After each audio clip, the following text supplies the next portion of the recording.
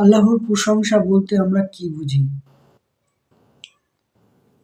এই পৃথিবীতে যারা ইসলাম ধর্মের ছেলে, মেয়ে, তারা খুব ভালো রকম জানে যে আল্লাহর প্রশংসা বলতে আমরা কি বুঝি। মানে এর ডেফিনেশনটা তাদের কাছে অজানা নেই, তারা সবাই জানে।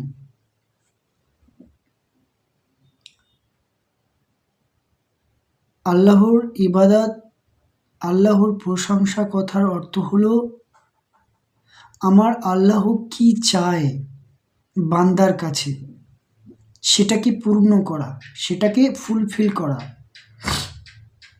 এর নাম ইবাদত, এর নাম হলো আমার আল্লাহর প্রশংসা।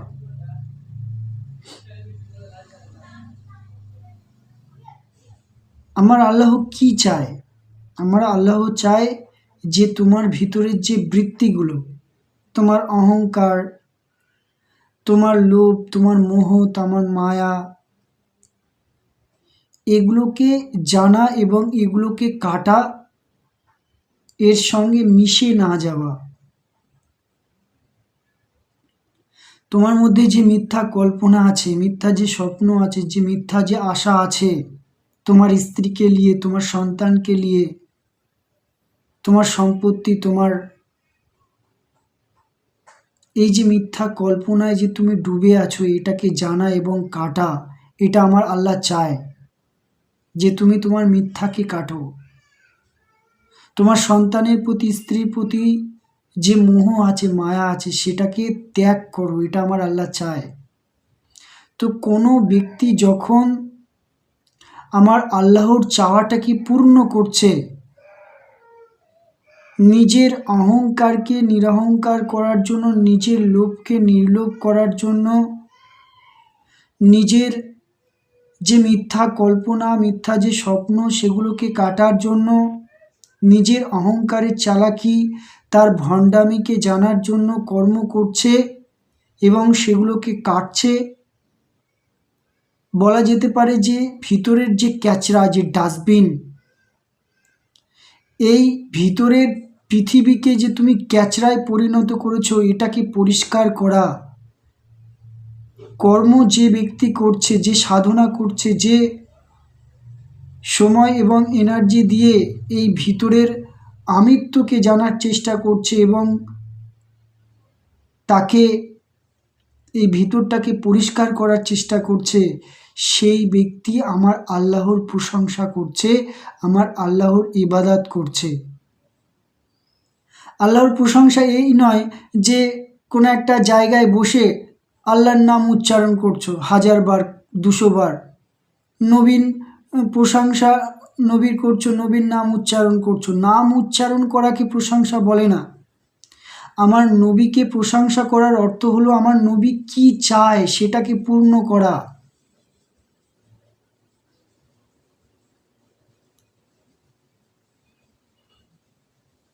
আল্লাহর প্রশংসা মানে এটা নয় যে কোরআনের আয়াত উচ্চারণ করার, মনে মনে পাঠ করা, নামাজে পাটিতে দাঁড়িয়ে কোরআনের আয়াত উচ্চারণ করার, মনে মনে পাঠ করা, রুকু সেজদা করা, এটা নাম আল্লাহর প্রশংসা নয়। আল্লাহর প্রশংসা অর্থ হলো আমার আল্লাহ কি চায় সেটাকে পূর্ণ করা। আমার আল্লাহ কি চায়? তোমার দুঃখকে দূর করতে চায় আমার আল্লাহ। তোমার ভিতরে দুঃখের কারণ কি? তোমার অহংকার, তোমার হিংসা, তোমার মোহ, তোমার মায়া, এগুলোই তো তোমার দুঃখ। তো আমার আল্লাহ চায় তুমি শান্তিতে থাকো, তুমি আনন্দে থাকো, তুমি তৃপ্তে থাকো। তো আমার আল্লাহ যে চাইছে যে তুমি শান্তিতে থাকো, তো যে ব্যক্তি নিজের প্রতি এই যে দুঃখ, নিজের যে দুঃখ, এই দুঃখকে দূর করার জন্য প্রচেষ্টা করছে, নিজের লোভ, মোহ, মায়া ত্যাগ করার জন্য আত্মবিচার করছে, আত্মজ্ঞান অর্জন করছে, সেই ব্যক্তি আমার আল্লাহর প্রশংসা করছে। এটাকেই প্রশংসা বলে। প্রশংসা মানে এই নয় যে নাম উচ্চারণ করা, আল্লাহর নাম উচ্চারণ করা, নবীর নাম উচ্চারণ করা। যদি তুমি আল্লাহকে প্রশংসা করতে চাও, তাহলে আমার আল্লাহ কি চাইছে সেটা কি পূর্ণ করা, সেটাই তো আমার আল্লাহর প্রতি ভালোবাসা, শ্রদ্ধা, ভক্তি। ধরো সাপোজ তুমি তোমার বাবাকে ভালোবাসো, তোমার বাবাকে শ্রদ্ধা করতে চাও, সম্মান করতে চাও, তো তোমার বাবা যে কথাগুলো বলছে,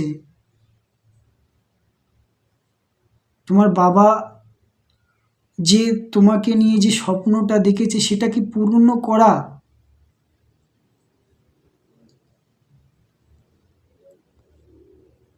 সেটাকেই তো ইবাদত বলে, সেটাকেই তো তোমার আল্লাহর, তোমার বাবার প্রতি তোমার ভালোবাসা বলে। তোমার বাবা চাইছে যে তোমার ঘরের ভিতরে ক্যাচরা পরিষ্কার করতে, তোমাকে বলছে যে হে আমার ছেলে তুমি ক্যাচরা পরিষ্কার করো, আর তুমি সেটা না করে তুমি কি করছো, তোমার বাবার নাম উচ্চারণ করছো, জপ করছো না, তুমি উচ্চারণ করছো আমার বাবা, প্রশংসা করছো আমার বাবা এত ভালো, এত পরিশ্রম করে, মেহনত করে, আমাকে লালন পালন করেছে। এটাকে প্রশংসা বলে না, প্রশংসা কাজে করে দেখাতে হবে। নাম উচ্চারণ করা আর মনে মনে পাঠ করা কোরআনের আয়াত, এটাকে কোরআনের শ্রদ্ধা বলে না। কোরআনকে যদি তুমি সত্যি ভালোবাসতে, তাহলে কোরআনটাকে জীবনে ইমপ্লিমেন্ট করতে, কোরআনটাকে বুঝতে, শুধু উচ্চারণ করে আর মনে মনে পাঠ করতে না সারাটা জীবন। শ্রদ্ধা, ভক্তি, আমার আল্লাহকে যারা শ্রদ্ধা করে, যারা ভক্তি করে, তারা মহাপুরুষ হয়ে গিয়েছে। আর তুমি তুমি সারাটা জীবন শুধু বলছো আমি আল্লাহর, আল্লাহ তুমি সূর্যের মালিক, চন্দ্রের মালিক, তুমি মৃত্যুদাতা, তুমি জন্মদাতা। তা আল্লাহ কি এসব ভুলে গিয়েছে যে আমি জন্ম দিতে পারি, মৃত্যু দিতে পারি, আমি জীবন দিতে পারি, জীবন কেড়ে নিতে পারি? এটা তো আমার আল্লাহ জানে। তা তুমি তাকে স্মরণ করিয়ে দিচ্ছ। আমার আল্লাহ কি ভুলে গেছে? আমার আল্লাহ কি চাইছে তোমার কাছে? আমার আল্লাহ চাইছে না যে তুমি শুধু উচ্চারণ করো আমার নাম। আমার আল্লাহ চাইছে আমি কি চাই, আমার আল্লাহ কি চায়? আমার আল্লাহ চায় তোমার ভিতরে যে মোহ মায়া, তুমি যে এই জগতের প্রতি, টাকার প্রতি, সম্পত্তির প্রতি, স্ত্রীর প্রতি যে এত মোহ মায়া আছে তোমার ভিতরে, এগুলোকে কাটা। এর জন্যই তুমি দুঃখী, এর জন্যই তুমি সেই আমার আল্লাহ থেকে দূরে আছো। আমার আল্লাহর প্রেম, আমার আল্লাহর ভক্তি তোমার হৃদয়ে কেন আসে না? এই মোহমায়ায় আসক্তি হয়ে আছো, এই অহংকারে নিজেকে ফিড আপ করে রেখেছো, নিজের মিথ্যা কল্পনায় ডুবে আছো, নিজের হিংসা, মোহ, মায়া, এগুলোকে কাটা। এর নামই হলো প্রশংসা করা, আমার আল্লাহর ইবাদত করা। আল্লাহর ইবাদত মানে আমরা কি বুঝি? যে কোনো একটা ব্যক্তি সে মসজিদে গিয়ে নামাজ পড়ছে, কোরআনের আয়াত উচ্চারণ করছে আর মনে মনে পাঠ করছে, রুকু সেজদা করছে, দেখো ও কত ইবাদত করছে, ওটাকে ইবাদত বলে না। ইবাদত কথার অর্থ হলো ভিতরের যে অহংকার, তাকে কাটা, যে মিথ্যা কল্পনা, মিথ্যা স্বপ্ন, সেগুলোকে জানা এবং কাটা। আমার আল্লাহ এটাই চায় যে তোমার ভিতরটাকে পরিষ্কার করো, তোমার ভিতরটাকে জানো, তোমার ভিতরে ভ্রমণ করো।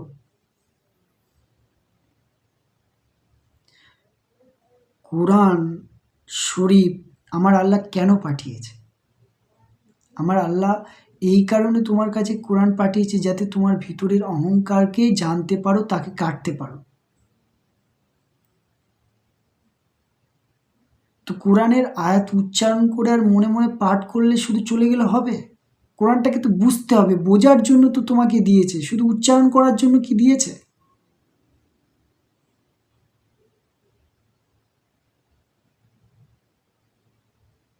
তোমার যে স্কুলের যে সাবজেক্টগুলো, ইতিহাস, ভূগোল, এগুলো কেন দিয়েছে? শুধু উচ্চারণ করার জন্য আর মনে মনে পাঠ করার জন্য? ইতিহাসকে জানার জন্য, ভূগোলকে জানার জন্য, তাকে বোঝার জন্য তো দিয়েছে, উচ্চারণ করার জন্য তো দেয়নি, মনে মনে পাঠ করার তো জন্য দেয়নি। কোরআনটা আমার আল্লাহ দিয়েছে যাতে তুমি বোঝো, কোরআনটাকে বোঝো কি বলছে আমার আল্লাহ কোরআনে, কোনটা ত্যাগ করতে বলছে, কোরআন কোনটা গ্রহণ করতে বলছে, সেটাকে ইমপ্লিমেন্ট করা। এর নাম কোরআনের প্রতি শ্রদ্ধা, ভালোবাসা।